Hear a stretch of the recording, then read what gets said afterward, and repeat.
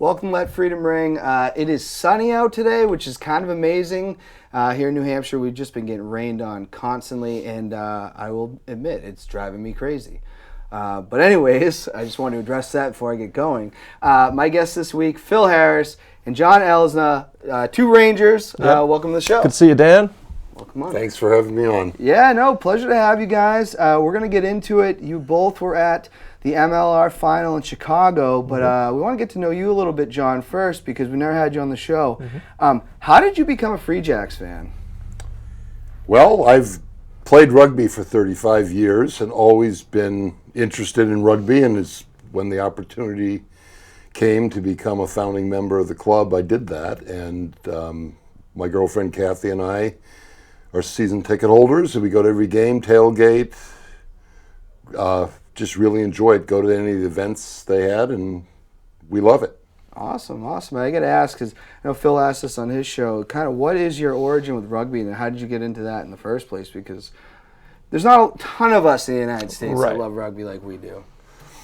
Well, I started playing in college. I had always been an athlete in high school, and then when I went to college, I wanted to get into some kind of sport, a club sport, and I went to two of the club meetings. I went to the lacrosse meeting and the rugby meeting, and rugby just sounded more fun. And it was actually, we founded the club, so I was a founding member of my club, Binghamton University. That's awesome. Okay. It's a state university in New York. They did pretty well this year. They went, I think, to the semifinals of, what are we in? Because we NRC. NRC, yeah, we were in the same division. I remember there was a chance we could have ended up playing each other. Didn't quite happen. Didn't happen. Bearcats, right? Is that what it is? Yeah, they are now. There you go. Yeah. So, we lost to Louisville in the semis. Yeah, Good it was team. a good game. Yep. But so that's how I started, and then when I got out of school, I moved to New York City and played for what was Manhattan Rugby Club. Then they've subsequently merged with New York Rugby Club. Interestingly enough, they split off from New York Rugby Club in 1960. Oh.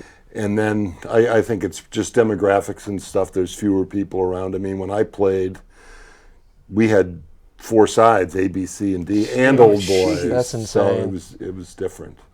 And then I moved up to New Hampshire in '89. And, the rugby thing, I found out who the local club was and went to a summer event with Amoskeag Rugby, and instantly you have 30 friends. That's right. And played for them and played for the old boys. I mean, I played till I was 55. Oh, wow. With Incredible. them, and so I'm done. My playing days are over. Awesome. We've had a few Amoskeag players on here. C-Rye's been on. Al Gadzoulis, who's now the coach of the team. Yes, he is. Awesome. Been on. Two really great guys. The stories that I guess C-Rye. I've known Chris Ryan since I was in first grade. If you don't know Chris, the first time you meet him, from the story he said when he met Al, I could see it happening, and Al probably didn't like him right away, But awesome. That's really good to know. I was gonna say, there was no doubt that you're gonna be a New England fan and not a Rugby New York fan. Oh, of course. Okay. Well, you got to understand, I've got that thing going. I went to high school in Buffalo, so we take pride in the fact that we're the only NFL team in New York. Yes, that's so right. I don't have, just because I lived in New York City for 6 years after school doesn't mean I follow those teams. Good. Yeah. So. Hell yeah. We don't discriminate, but I got to ask you both before we get into it. What did you think of the season overall this year? Incredible, man. What more could you ask for? You win the championship, you only lose 2 regular season games. One of them really could have gone either way. The other one was we were handily defeated by the team that we eventually then beat in the championship. So, there's no complaints whatsoever. I'm so happy. Yeah, I think we did really well, and even to the point of the scoreline, we were beaten handily. But if you look back at the statistics, I believe we had more possession, more territory. Mm-hmm. I think they might have had more penalties and stuff. We just couldn't convert. And that's also second game of the season. Yes. I wasn't worried about that. It's on the road. Remember, we're in New England. Yep. We're practicing in a dome for 6 weeks before we open up or whatever. They're in San Diego. I mean, they're It's 75 degrees every day. yeah, for the whole year. So I wasn't really worried about that. I honestly was, but that is, you guys have been following the team longer than me, so I was just kind of like, because it kind of goes into, and Phil knows this, when we lost Waka, I was pretty nervous, just because how great he was. Did you guys have any nerves going into the season, or you were pretty much like this team was there last year, they can get back in it? I mean, I think I had a lot of confidence in the coaching staff to execute, and also the team that was, the guys that were brought in. It was 16 new players, but the core group of guys that have been here pretty much since the beginning, Josh Larson, John Poland, those guys were still around to keep the standards high, right? This is a playoff team from last year. They got some, good players in. I felt like we would make the playoffs without any issue whatsoever, so I was feeling pretty confident at the beginning of the season. I don't think obviously when you lose someone the caliber of Waka, you start to wonder. But just as Phil said, I trust the process. I mean, TK is awesome at the way he gets guys, and you see all these guys coming in, and it's like, well, where are they from? Jayson Potroz, who is he? And 2-3 games in the season, not that you forget Waka, but it's like you just accepting, hey, this is the team, this is where we're going, and didn't really worry about it. And then when he came back, that was just a icing on the cake, because by the time he announced he was coming back, we were on a roll and looking good. We were moving right along. It was like the rich get richer at that point. No doubt. Yeah. No doubt. We're definitely blessed with. I mean, just look at the teams. I mean, even if you look late in the year, we had 9 guys that were starters or had started at one point that didn't even make the trip to Seattle. Right. And we handily beat them. Yes, we did. I was there. That's unreal. a big testament to. And even in the final, I mean, you look at who was not playing. I mean, we've got great depth. It's always about retention and stuff. And I know TK had said something on one broadcast. I'm not sure if it was that thing we had done with Joe Shep or something like that. Oh, yeah, could have been. But the goal would be, let's retain 70 to 80% of the people. And we didn't. I think it was closer to 50 to 60. Sure. And then you're like, okay, well, what's next? And now it's like, okay, all right, we'll just get these other guys and win the whole damn thing. Yeah, and in replace of those guys that left, we brought in guys that had MLR experience or guys that had something to prove from NPC. And, the guys that were serial, like I was saying, held those standards very, very high. So we were able to really get out there and kick some butt this season. It was nice to see. Now, I want to ask this because as Waka was my favorite player last year. Yep. And then Mitch Wilson's kind of my favorite player. I guess I have multiple favorite players. This man has become my favorite player on the team. Sure. And not resign Jayson Potroz. Resign Bozo. Yep. What did you guys think of the season that Jayson Potroz had this year? This guy kind of came in. A lot of the fans didn't know anything about him. Sure. And again, he was replacing I don't want to go so far as say like a Free Jacks icon because we're not there yet, but pretty much for the early years of this team. Listen, Bodine Waka had the best season maybe of anybody ever in MLR last year with his performances. So I think you can consider him a Free Jacks legend. He was, before he left for Japan, he was on the original roster. So this is a guy that is unreal. I think a legend is an appropriate term for him, for sure. He's an icon of this MLR experience, for sure. But Jayson Potroz, I didn't know who he was, just like you. But I looked at his resume. NPC guy, has been involved with Taranaki. He's a one-club guy. Started with them in 7s, grew up through 15s, has played fullback, and then, of course, as well as fly half. So you look at the resume, and you feel good about him coming in. And, of course, we interviewed him on my show, you and I. And, I could just tell he had a calming presence about him. I was like, okay, this guy's going to do really, really well. Just based on the resume. He had never done it in MLR, but NPC is comparable to MLR, maybe slightly better tactically, and maybe MLR is a little bit better physically. But so those leagues kind of hold hand in hand with performances and stuff like that. So I felt good about him coming over. Yeah, as I said, 2 to 3 games in, you realized. I mean, he wouldn't be here. First of all, he wouldn't be here if he couldn't play. Right. And he's older, which is good. You've got a little more experience, maturity. And it's a team game. I mean, and I love Waka, don't get me wrong, but it's about what do you do with the 15 guys, and he made it work. He was excellent. I mean, it's easy to sit here now, he led the league in scoring, he was the player of the final and all that, but He did the job.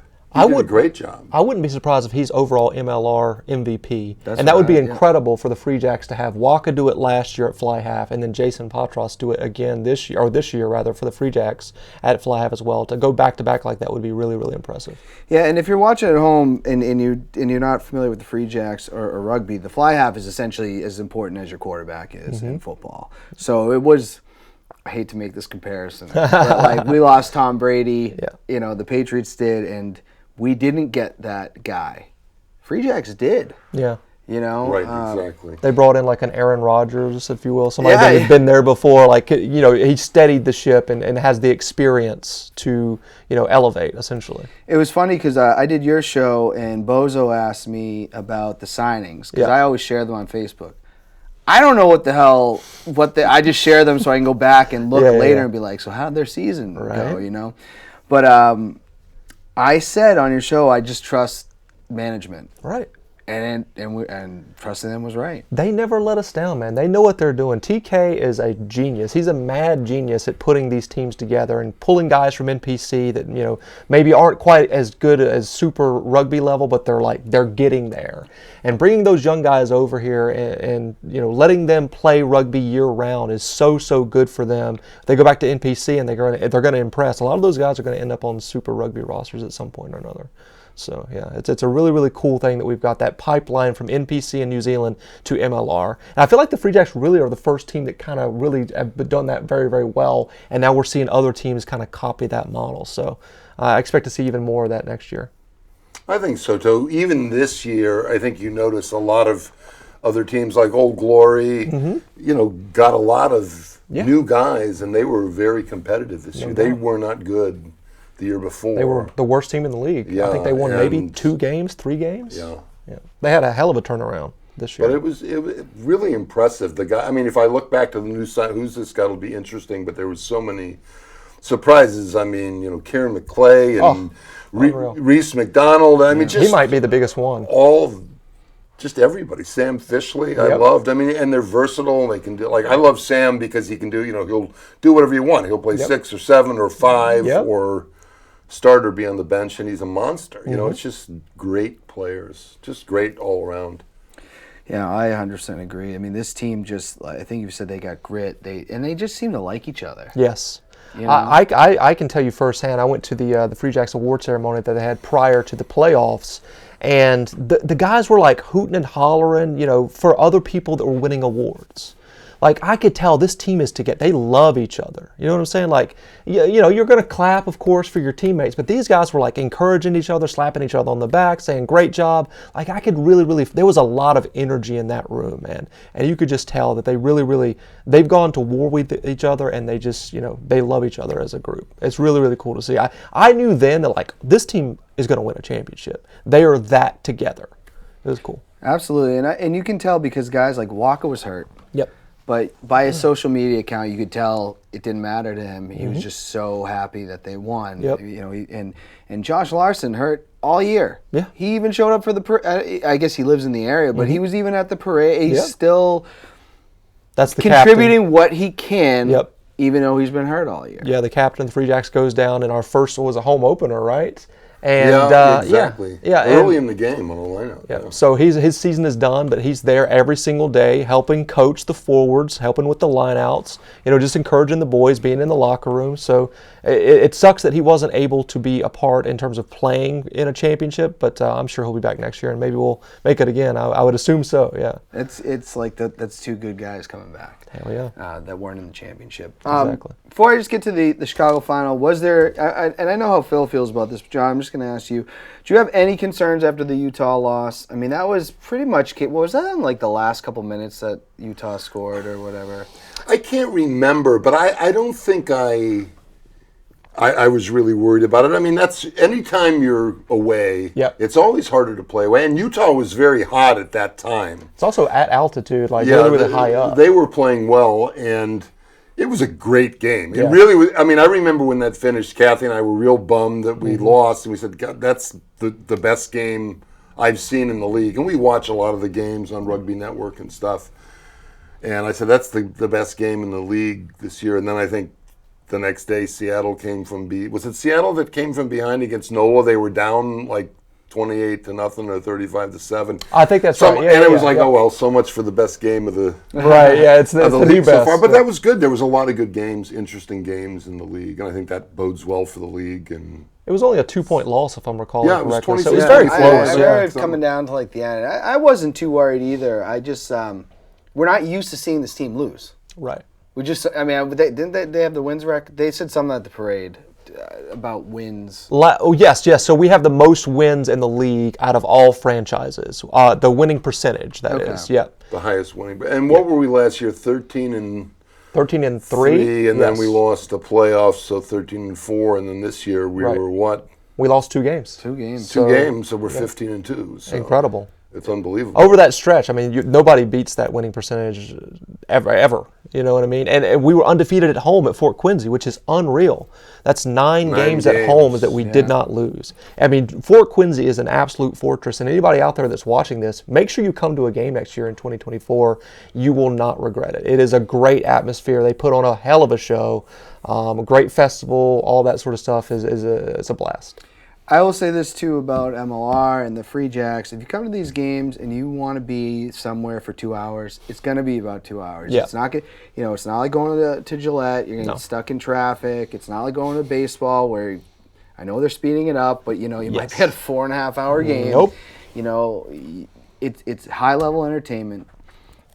If you don't know the game, get there. You can start learning. If you do know the game, I'm surprised, and I'm not. This isn't like taking shots at anybody or anything, but I know there's a large base of people that love rugby in this area that I don't see at the games. Well, Saturday's a rugby game, right? So some of the games are actually taking place during those Saturdays that we're playing. So there's teams out there that are traveling or I do know some retired players. There you go. All right. Then there's no excuse. I'm surprised that and I'm not saying anything, but anybody's name, but like there are a lot of people that I figured would be more invested in this, and maybe they will be. Get down to Fort Quincy. I think if people come out, they see. So a guy used to play with Amoskeag, Bill Bishop, and he lives in Connecticut. And like, he was just there last year at one of the tailgates. Wow. It's like, wow, what are you doing? And then he showed up to one game this year. And then he said, yeah, we're going to come back to the conference championship. Nice. So they ended up coming back. And then he told me they're thinking about getting season tickets next year. Yeah. Well, I mean, winners are grinners, right? So this team has won a lot over the past 2 seasons. They just won the championship. I mean, we got a lot of press, a lot of friendly press after that championship win. So a lot of eyes are on the Free Jacks now. So I anticipate every single game next year is going to sell out. I would be shocked if it didn't. It's a high demand thing. Like a team that is really, really good, they're consistently in the playoffs, and they just won a championship. Like, what more do people need to hear? You know what I mean? Of course, it is a foreign sport to a lot of people, but it immediately translates the physicality, the tackles, the big hits, all that sort of stuff. People want to see it. They just need to get in front of it. And the Free Jacks do a fantastic job of promoting and also making it, family friendly. And in addition to that, there's concerts afterwards. There's a beer fest. There's all of this sort of stuff that takes place. So it really sells itself. Exactly. That's exactly what I was going to say. It sells itself. We brought some people. So I've met a friend locally, lives, within 2 miles. Met him at the local Nano Brewery down the road. He used to play hockey. He actually is originally from down in the Quincy area. And I had him over last summer. So you want to come over, to see a rugby game? And we watched an all-black Springboks game and fed him. And he said, this is great. Yeah. He said, you got to come out to a game this year. And he went online, bought a jersey and everything before the game. Showed up to the New York game, tailgated with us for 4 hours in the rain. Love it. And stayed for the whole game, and then came back for the championship awesome. again. So, that's awesome. Yeah, it was very cool. And Kathy brought a bunch of her girlfriends. We're the 60-plus set. And these, so you don't normally think of 60-plus-year-old women being big sports fans. They loved it. They tailgated with us. They stayed for the games, had a blast, and then some of them came back for the final. I mean, this is something that we've talked about for 20 years. At least that's how long I've been paying attention to rugby. Is like, we just need more people to see it. They'll love it. Yep. And now the more eyeballs are going to be on it, people are going to fall in love with it. And like, it's going to be a hot ticket item, man. Like, people are going to have to like resell tickets or buy them on, StubHub and all that sort of stuff to even have the opportunity to buy tickets. This thing is going to go through the roof. And we're just at the beginning of it right now. We're all going to look back at the Weymouth days at Fort Union Point and be like, man, can you imagine us doing that now? Because Fort Quincy is going to get bigger. I know that we're going to talk about it later, but they're going to have to expand. Absolutely. Yep. I mean, I did get a lot of, there was a lot of love on Facebook that I got for the Free Jacks. Like, nice. I'm like, don't congratulate me. I'm just a fan of the team. But I did talk to a lot of people. I was at the Silver Knights game the other day, and I'm talking to someone. They're like, I couldn't shut it off. They're like, I was going to tape it, maybe watch it later just because you talked about it. And I put it on the game and was like, wow. He's like, I couldn't turn it off. I couldn't get away the championship from it. game, Yeah. right? I mean, what a great game to highlight as well, because it was so back and forth, very entertaining. Yeah, that's the one. Yeah, and we knew that, I think, going into it. I mean, we didn't sit the entire time, the group of us. Yeah. We were standing the whole time. I mean, it was just pins and needles. Yeah, and I want to get into that. I know Phil booked his hotel and everything way before they got there. Yep. Were you one of those? Or was like, I feel like they're going. The email or the press release came out May 11th that tickets were on sale. We bought our tickets May 11th. Same. Oh, wow. Yep. Okay. And we talked to Kenny and Barbara, and they had bought a couple of seats. We bought 2 seats next to them. We texted Craig and Marnie Sakara, the Eagles' parents, and they bought the 2 seats next to us, and then it kind of, we added people after that. We said, hey, we're buying seats, and we're in this row and in these seats. And by the time that I heard about that, I already bought my seats in a different section, so yeah. Because there's definitely other fans there. Like, I know our friend in Seattle there, Matt. Was at Matt Courtright. What a great guy. He's awesome. What was it like getting in that? What was that stadium like? What was like the environment like when you got in there? I'll tell you, man, it was really, really good. Like, the tailgating prior to was really, really awesome. So this guy normally tailgates. He's the tailgating warrior for the Free Jacks fan base. But thankfully, you didn't have to do anything. You were there, just enjoying yourself. Yeah, it was nice. Well, it's funny because Craig Sakara is also a big tailgater, and he said to me, isn't this great? We don't have to do anything. Right. And somebody else was doing all the stuff. But Greg Owens, who lives down in Rhode Island, he does all kinds of crazy stuff. He's the drummer guy, right? Yeah, he did all the drums. I mean, he drove out, and he had friends. He stopped. Wow. And he's like brewing up Turkish coffee in the park, and all this cool stuff, and it's just like... It was awesome. The Free Jacks had a bunch of free T-shirts. This one right here that I'm wearing right now, they were giving out to people. Oh, that one was I paid for mine. You had to be there. Yeah, that's true. But the Legion also had a tailgate going on. There was a boat race that took place between the guys that dressed up as the Legionnaires and our people that had tricorn hats on. Yeah. And of course, the Free Jacks. We won that. The Free Jacks fans did. So we won the tailgate. We had a better tailgate than they did. We won the boat race, and then we won the game. So 3 victories in one day. What more can you ask for? A lot of like rugby traditions happening in the parking lot, any singing and not a lot of singing, to be honest. I think a lot of people were just like enjoying mingling amongst themselves, enjoyed the boat race, and then once Shaq was like about to perform, like I skedaddled. I was like, I cannot miss this. Yeah. And for folks that don't know, DJ Diesel, which is Shaquille O'Neal, was performing prior to the game. So good, man. It was great.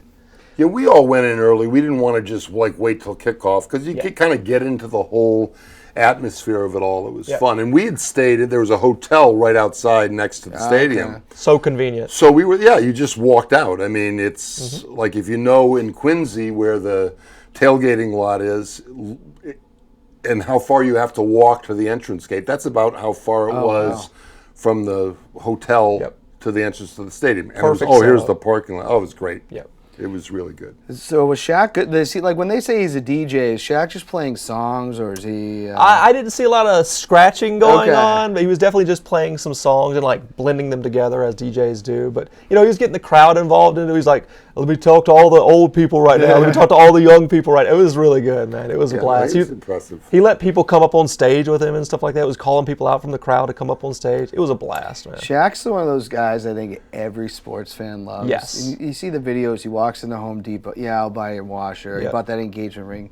someone took a video of him on his vacation, and he's in the pool, and all the kids are like, taking him through the pool like they're holding him up. He's just a national treasure. He might be one of the most beloved North American athletes of all time. You know what I mean? Everybody loves Shaq, and it was so cool. Like he brought out the first commencement rugby ball for the championship. He was holding it in his hand, and it looked like a size 3. Normally, a rugby ball is a size 5. Yeah. So it looked like a little kid's ball that he was holding. It was great.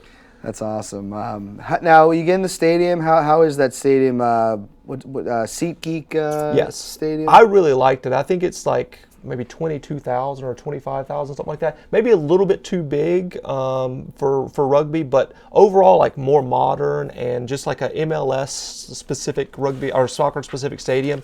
I really like those because it is kind of intimate and you can kind of grow into it or whatever. I hope they have it there next year, to be honest, because it's the middle of the country. They hosted it. They did a fantastic job with bringing in those acts to make it even better. I really enjoyed it. It was great. I mean, first of all, grass field, full size, great facilities. One of the good things about it not being full is like there was never a line, for example, to the bathroom. When you just walked to the bathroom, went to the bathroom, and came back. It wasn't like going to the, the garden or something, watching a hockey game, and you're, around. Yep. You're at the blue line here, and you're at the end of the line. It's the other end of the blue line or something there. And, the concessions, same thing. You just kind of walked up. Maybe you had to wait behind one person. And it was nice. The weather cooperated. It looked like it was going to rain, but it was a beautiful day. Yep. Great facility. I would go back there in a heartbeat. Same. I mean, I like the idea of having a neutral venue. It is kind of cool. But I agree with Phil. You want to have it, I think, where more people can get to it. I mean, I think San Diego's got a great stadium and stuff, but it's a 6.5 hour flight to get there. That's not great. You're going to get some fans from New England if we're in it and it's there, but you're not going to get a lot of casual fans. If New England somehow doesn't make it next year, which we know they will, are we going to have as many people in San Diego as we had in Chicago? Probably not. We'll be there. That's hard. That's a ways away. It's a long flight. Now, I want to ask this because I think this is really important. I know how I was feeling watching it in the Granite Bunker with Bozo, but what is going through your minds during that game? The game starts and the Free Jacks draw first blood and they score a try. At that point, what are you guys thinking? I mean, I was nervous throughout the whole thing. Like, I was nervous all week. When we played DC in the Eastern Conference Final, I was like, we're going to beat these guys. Like, I was super confident. But against San Diego, they're so good.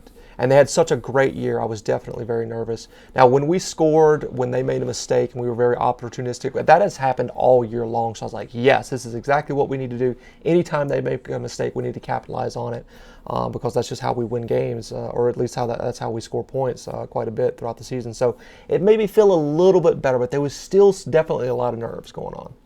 Totally nervous the whole time. I mean, like Kenny and I had done a lot of talking about it. And we were basically saying this game is going to be within a try at the most, or within 3 points or something like that. So we definitely said we want to get the first score. I mean, that psychologically you want to get the first score, and it helps. And we know we're going to. I mean, I'm not saying we don't kick for points or other teams don't kick for points, but in that kind of game, like you get the opportunity, you kick for the points. Yes. Yeah. You don't kick for the touch line if you're 30 meters out right in front of the post. You just don't do that. Especially if you're ahead. You want to keep those points ticking over. Make it more difficult for them. All right, so then we kind of, obviously San Diego ends up with the lead at halftime. Oof. What's the vibe with the Free Jacks fans at this point? What are you doing? Are you staying in your seat? You walk? I know I'm a pacer. Yeah. Which I can't always do at Fort Quincy. So at halftime, I walked out around the concession area and kind of found my own space to call in on the show, basically to get on there and to talk to you guys for a moment. And I was just deflated. Like, if it was a 1 point lead with them leading, I would have felt a little bit better, but they got that penalty kick and kicked it through the uprights to make it a 4 point lead. And I was just like, man, you don't want to go down to these guys like that because they're so good. And Bozo and I were talking about it, and Bozo mentioned it first. I'll give him credit, where he was like, we need to score score first out of halftime. And he was absolutely right. And it felt like San Diego was getting better as the first half was coming to a close, and we were getting worse. And I was concerned about that. So yeah, I wasn't like put a fork in us, we're done, anything like that. I just felt I was concerned. Is the best way to describe it. I don't think we were concerned as we talked amongst ourselves, but we were definitely on board with Bozo's thought. We have to score first. It's just kind of like in the beginning of the game, and we had to score to get ahead. We couldn't kick, a drop goal or a penalty goal and tie it. We had to score a try and stuff. So, but even with that, I mean, we knew it was going to be close and crazy, and and it was. It was. Well, I know that.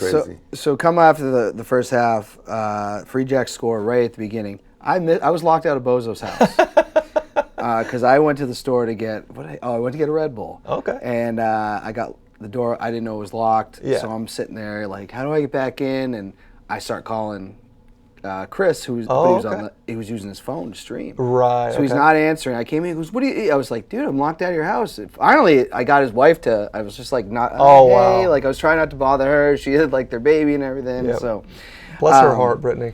But yeah, so that happens. We come back, but then obviously the Legion, they get the score back. And I think San Diego's in the lead with how much time left. I'm trying to remember. We scored at just about 76. I remember it was like 76:05 or something. So it was really. So they had the lead late into the game. Oh, very late in the game. And the phases that were necessary to score that try that Leroux Milan scored for us to go ahead. I mean, it had to be like 20-something phases. And I was just thinking in the back of my mind, like, what is the percentage that we're going to be successful with this? Because, it's ball in hand, you're getting tackled right away, you're going to ground, you have to put the ball down, John Poland's passing it out, somebody's going to knock the ball on. That's what I was thinking. And I was just like, I don't know how many times we can do this before we make an error. So, for us to cross the line and get that ball dotted down, it was just euphoria in the stands, man. The Free Jacks fans were so loud throughout the game, much louder than Legion fans overall in the stadium, and we just absolutely went ape crap, man. It was a beautiful, beautiful moment. It was great. What's interesting about it is the cameras were on the other side of the field, so I've seen it so many. It's almost like, not that I don't remember it happening, but it's almost like I have such a better visual of it because I've watched the replay, 96,000 times. Yep.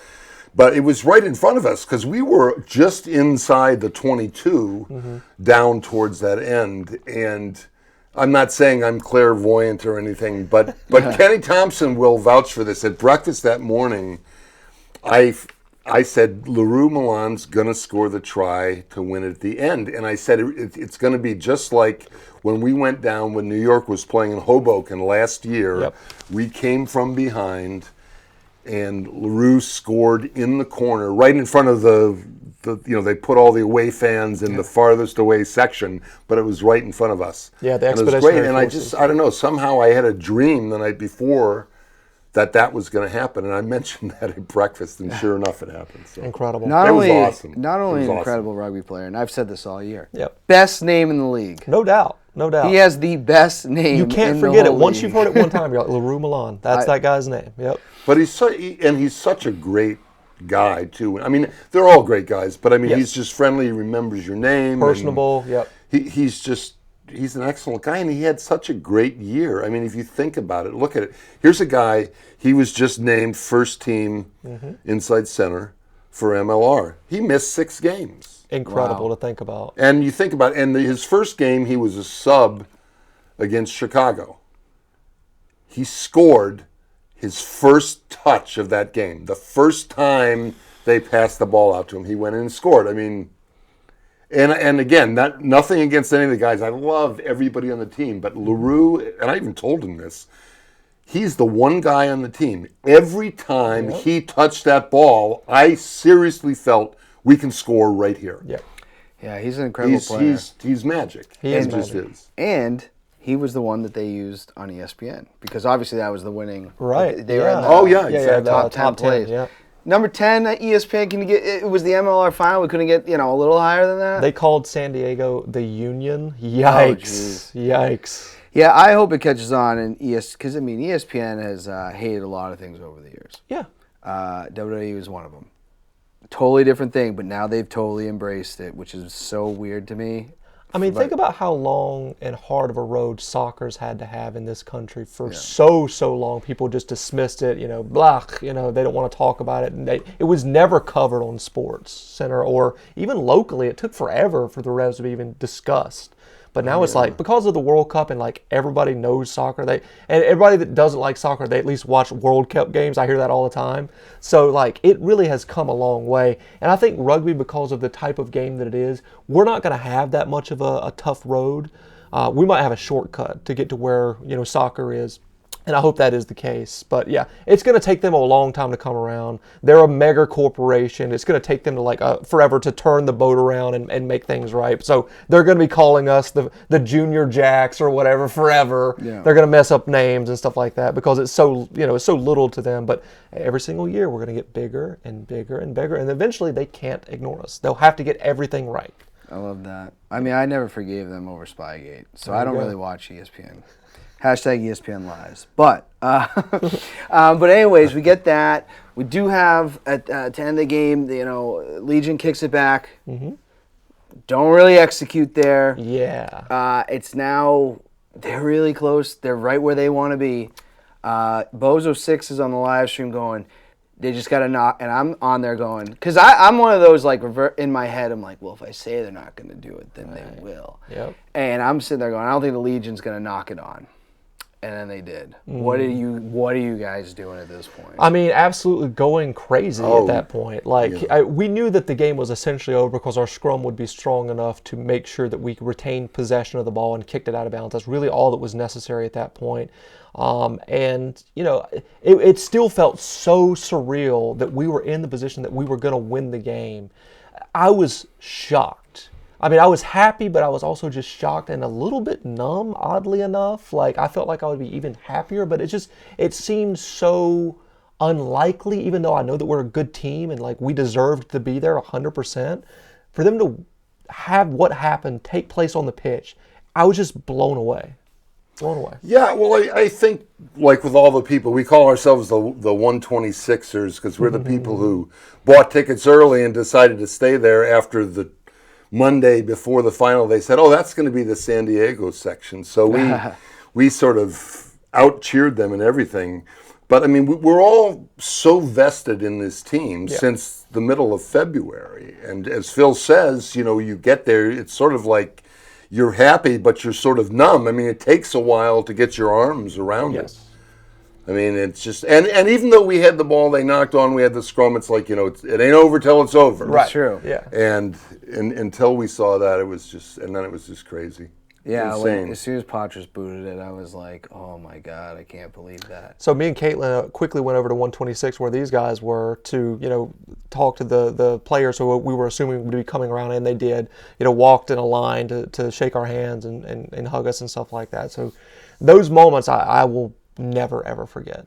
Talking to Josh Larson, talking to Q, getting a winner's medal. Yeah, Justin, can we zoom in on this? So Phil was given one of the team medals here. Yeah.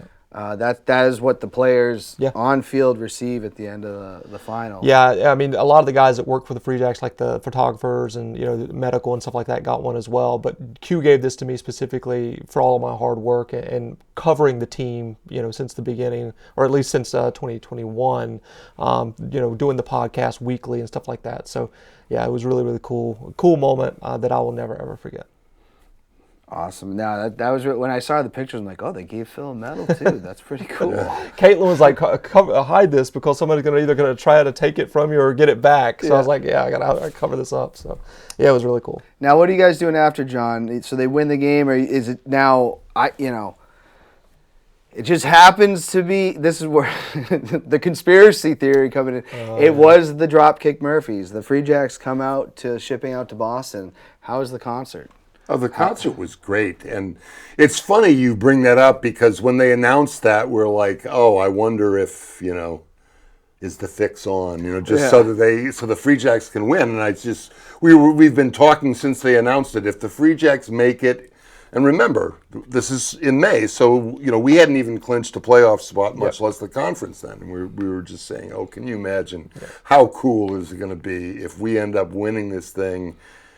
And the Dropkick Murphys are playing. I mean, we'll just be batshit crazy. I mean, it's just. Yeah, and we were. It was. It was great. It was awesome. I mean, it's a lot of it's a blur just because. Yeah. I mean, you're on adrenaline. Whatever. Endorphins. I don't know how it is just when you're having. It's that high of winning. It's a high of winning. It's the winner's high for sure. Phil Groves, who's the co-owner of Chicago, is on the show prior to us going to the final, and he mentioned something like, well, they wanted to get Dropkick Murphys because they kind of thought that maybe the Free Jacks might get there, and it would be good to have that. So it's no conspiracy. It's not like the Free Jacks were like gifted a win or anything like that, but they kind of wanted to get the Dropkick Murphys because the possibility of the Free Jacks making it, and they did.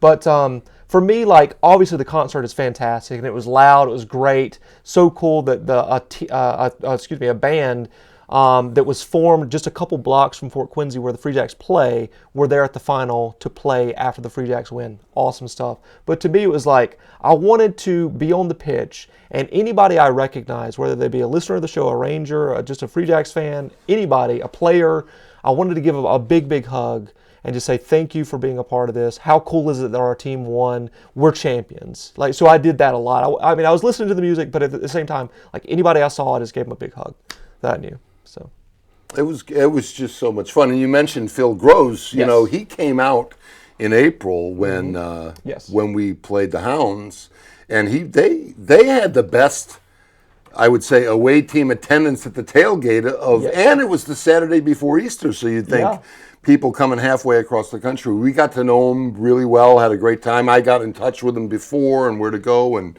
Kathy and I both texted him during the season, good win, all this kind of stuff.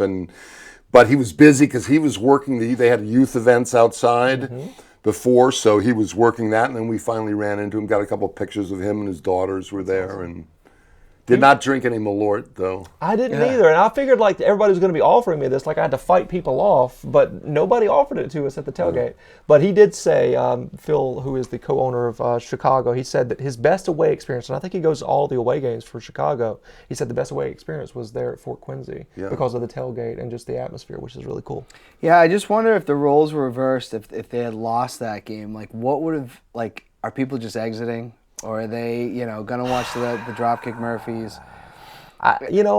We would have stayed. I would have stayed. I mean, we knew that was a possibility. Yeah. And it's funny because Kenny and I had this discussion. We're in no matter what. Right. And he says, there's not that we don't want the Free Jacks to go there and win, but in some ways, if they weren't there and you're just going, it's like going to the Super Bowl just because you're going to the Super Bowl and you're having fun. But it's becoming a destination and a convention, I think, of just MLR super fans or people that love the league to come to these neutral venues finals. I think it's very successful. But I was going to say, I would probably have stayed, but this would have been me the whole time.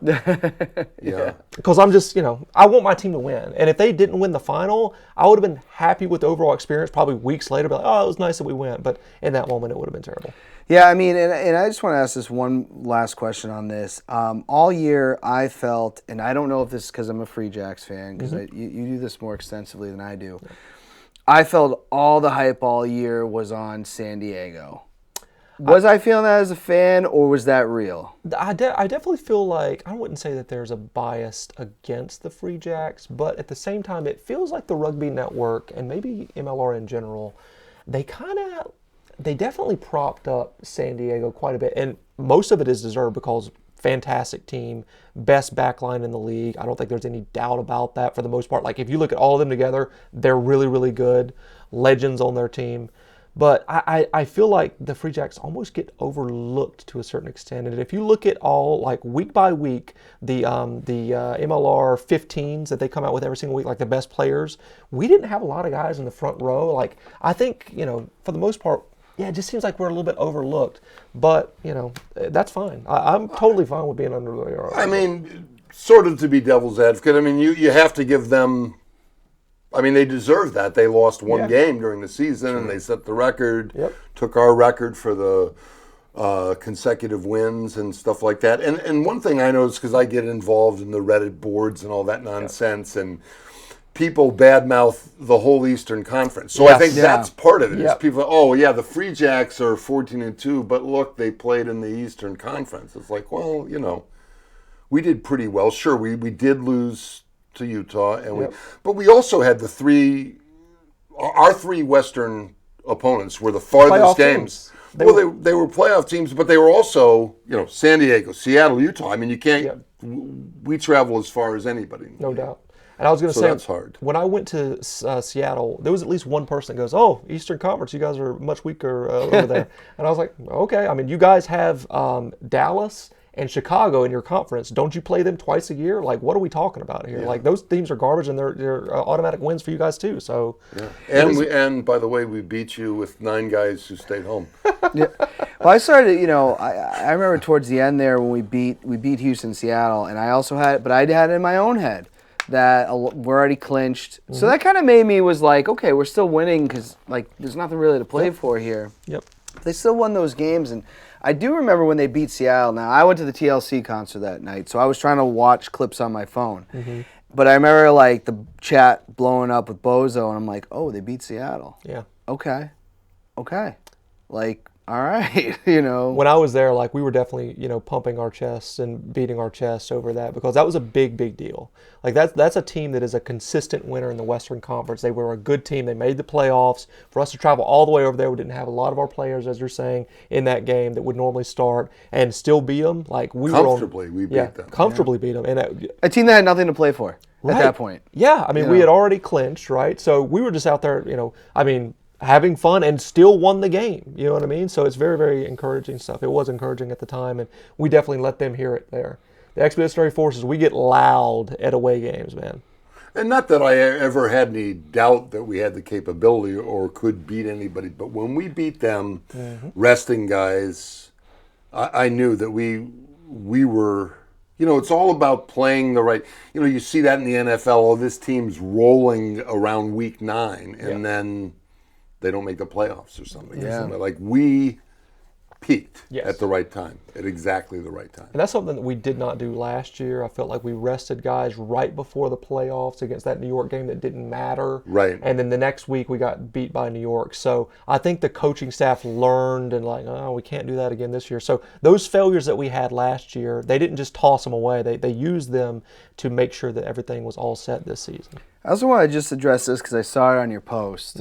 Seattle fans, West Coast fans, what did they say? Keep the shield warm for us or something like that? Yeah, so that's the mascots of Seattle. Rucky, okay. Great guy. So that was okay. Love him. But yeah, I think he's being a little silly there because I feel like the Free Jacks have an excellent chance of going back and winning it all again. And of course, we are New England fans, so we feel biased. But we've got the coaching staffs. I mean, Scott Matthews not going anywhere, and hopefully, if we retain enough guys, we'll be right there in the mix next year. So he's so good. Oh! He is so good. And the funny thing is, just I don't know how things come into your Facebook feed, but there was some post from somewhere, an article from the South African press talking about how he won that. Did you post that? That was somebody. It was you. Oh no, I saw an article that was posted on because I read all the rugby stuff, and then some South African guy posted, "Razzie, are you looking?" Razzie Erasmus, the guy who's the director of rugby or something. He's not coaching, former coach and stuff. He's like, "Hey, look, here's a South African guy. He played here. Open your eyes." And I replied to him and said, "No, sorry, we got him for at least one more year." That's right. He's the giant killer down there. That's what they called him because he was coaching a team called the Griquas, and it's kind of like in the middle of nowhere. It's not Cape Town. It's like I think it's Kimberley, New Zealand, or South Africa, way out of the middle of nowhere. So their resources, is what I'm trying to explain, is very, very low compared to the other big teams in that competition. But yet they were consistently beating teams that they should not have won against. So they started calling him the giant killer. So we've got an excellent coach. Last year he was the coach of the year, and I imagine that this year he should be as well. It'll be interesting to see. I think they said those awards come out next week, Rookie of the Year, all that kind of stuff. So Well, I got to talk to Scott, and he seen my videos. What? He goes, That's yeah. so great. He goes, I like the hype videos I do for the show, and he's like, yeah, those That's are great. So cool. And the other thing that was cool about the parade, we don't have that much time to talk about it, but people coming up to me actually called me Dan from Merrimack. That's awesome, man. And I was like, oh, it's over. You're over now for sure. But I was signing autographs, which was like surreal. Like people wanted my autograph. I was like, oh, okay, thanks, appreciate it. So thanks for listening. It's wild. It's pretty cool. Yeah, that was super cool. I wish I could have stayed longer, but it was hot that day. It was for sure. Real quick, we're kind of going to talk about it, but we're expecting expansion at Fort Quincy. Yeah, seems to be what the ownership is saying. They got to get some more seats in there. Yep. But I'm telling people, I said it on one of the video we cut at the parade. Yes. Get invested in this team. Yeah. They're going to be here for a while, and I think that winning is going to become a expectation here for this franchise. I mean, the coaching staff has talked about it. They don't want to just have a team that wins the championship and then completely falls off. They want to be consistent winners, and that's something that's necessary in this sports market for people to pay attention, right? Like if the Red Sox aren't in it, people aren't paying attention. Like, okay, well, let's move on to the next thing. Are the Celtics going to be any good? Are the Bruins going to be good? What's the Patriots doing this year? So, I mean, you have to have consistent winners in this market to make an impact. And the Free Jacks have, since Scott Matthew has come, they have been a consistent winner. So, yeah, I expect high numbers next year. Yeah, I would agree. And the problem is where can you go? I mean, there's nowhere to go up. You've lost what, 5 or 2 games this year, 4 games last year. Yep. I mean, the potential, the downside theoretically is there. It is harder, too. I mean, when you get to the higher level leagues, you can build the team, and that's the turnover. It'll be very interesting to see what happens in the off season and how many guys we bring back. I'm very encouraged by all these guys going off and playing in New Zealand because that means that they're staying, a lot of them together, they're playing rugby, and when the season ends and they're ready to come back, if they are in fact coming back, they're going to be fitter. What's cool is like that's a full year of rugby practices and games that they'll have under their belt. So that's very, very encouraging stuff. I mean, like you got to have more experience, and experience means practice and playing games, right? Like you just can't kick a ball around by yourself and be like, oh, I'm getting better at rugby. Yeah. Right. So yeah, that's really good. All right, I want to get into this real quick before I just want to get into this segment. I'm sorry, I'm blanking. Buy or sell. Yeah. I know you love this segment. Sure. I'm going to give you guys topic. You're going to tell me if you're buying or you're selling. First one, Bozo 6. I will buy. He's a great contributor to the show. Sometimes he pisses me off, but that's it. Fair enough. I have to say buy. I mean, I know Chris. He was one of the coaches for my son for 5 years, and is affiliated with my club, even though he's younger and we didn't play together and stuff. So I can't go as much as I love busting his chops. Yep. No, he's a great guy. He is a great guy. He's a great 100%. MLR referees. I will say that I will buy, because I think the ones that are good are truly good, and the ones that are bad are bad. But the more experience that they get, hopefully the better that they will become. I will say that. And, maybe with MLR investment into the league and stuff like that, you're getting expansion money coming in, at least with Miami and hopefully future franchises coming on board. Maybe they can spend more money on better referees and kind of poach them from other leagues around the world. So, bye. I get that. And this may not be allowed in the rules, but I would say I'll buy when it goes on sale. Like I'm not ready to jump in right now because there are some people that need some work. And 100%. But in general, they do a pretty good job, and they really do try. I mean, they don't. I don't think people realize how much work there is and how many people are involved. It's not just the 4 that are listed. There's a lot of training, and there's guys that evaluate them and all that. So I think they've done a pretty fair job. I don't think we've lost any games because of poor refereeing. Not this year. Or anything like that. If Bozo was sitting in that seat, he would be selling all day long. Yes. I sat with him. He'd be doing a fire sale. The number one throughout that game. Yep. And yes. These next 2 I think are just softball questions. Sure. Lou Milan. Buy. Bye. And except, he might be gone. Yeah, he might be. He's got the potential, I think, to play in a pretty high level. He's young, he's so talented, and marketable. I mean, he's great. He's going to be profiled in the World Cup this year because he's going to be on Namibia's team who qualified for the World Cup. So, I mean, even more people are going to see how good he is. Scott Matthew. Bye. 100%. Easy. Buy He's above market. Buy. Consistently the past 2 seasons, he's the best head coach in the league, and nobody could tell me otherwise. I mean, the results this year speak for themselves, but last year, he took a team that didn't make the playoffs, almost made it but didn't make them, and then brought them to the Eastern Conference Championship, lost 3 games in the process. It was a really good turnaround. So the guy knows what he's doing. He's a genius, man. He really is, and I know when you interviewed him last year, he talked about it being a 3-year process. They don't expect, and even he brought the same idea up when he was doing reflections on the season. It's I think, didn't he admit that they did better than he expected with their plan, and that's good. And, then, I don't know what their plan was this year, but they sure... I guess they sure did it. Yeah, they sure did. Yep. Yeah, they definitely. I was gonna say they finished the story. Yes. Because that loss last year, we all left there just man. Got and it. then this year, I still haven't. Kathy and I always watch the replays of the games because we're there. You miss stuff, and we even watched the final and all this. I still haven't watched the replay of that. New York loss in the playoffs. I didn't no need to. I didn't watch the final at Red Bull Arena. I didn't watch it. I think I went to a baseball game. I was that upset about it. I didn't even watch the final with New Jersey and. I put it on, but it was more I don't know, spite. Yeah. I was rooting against New York. Of course, yeah. And then they won. I was man, this would be really nice next year if we do that. And then we did. Yeah, we did. Shaq is a DJ. Bye. He put on a hell of a show, man. A hell of a show. Bye. I think. On different levels, not just being there and experiencing it, but it's sort of, let's face it, it's entertainment. Yes. It's marketing. It lends some cred to the whole thing by having Shaq. It's not point. John Doe that nobody. Everybody knows Shaq. That's the thing. Everybody knows Shaq.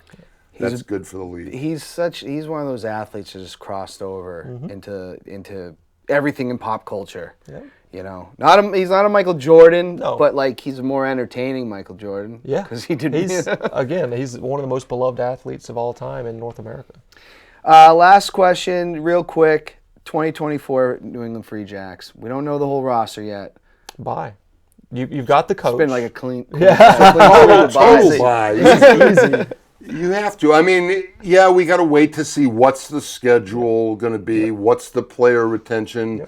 Who are the replacements that come in? But they can't. It's not 70% of the team's going to disappear and we're going to fill it up with, 2 guys 2 years out of college. It's just not going to happen. One thing to keep in mind is the culture's so good in the locker room that's been built up over the past 2 seasons that guys want to stay. And guys that are on teams that are garbage, that have never made the playoffs, like NOLA or Toronto that's not good in the past couple years, those guys look at what's happening with the Free Jacks, with the Proven docuseries, and they're like, I've got to join this team. So I think if we lose guys that are really, really good, we're going to replace them with MLR veterans that will come in and say, I'll take less money so I can be a part of this and potentially win a championship. I remember talking to Q in the parking lot after, sometimes some of the guys come up, and he loves it. He said how much he loved it. He said he hopes it's the last rugby team he plays for. Which is awesome. Absolutely. Well, I want to appreciate you guys. Well, thank you for both of you coming on the show. I appreciate it. Everybody out there, have a great week. Until next time, let freedom ring. Huzzah! Huzzah!